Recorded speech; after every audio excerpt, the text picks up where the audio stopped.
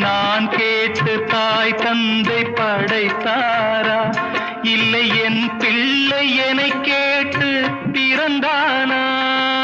தெய்வம் செய்த பாவம் இது போடி தங்கச்சி, கொன்றால் பாவம் தின்றால் போச்சு இதுதான் என் கட்சி.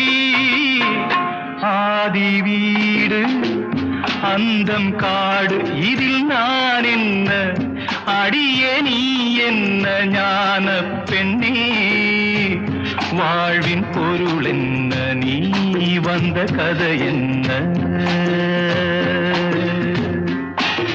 தெய்வம் தந்த வீடு வீதி இருக்கு,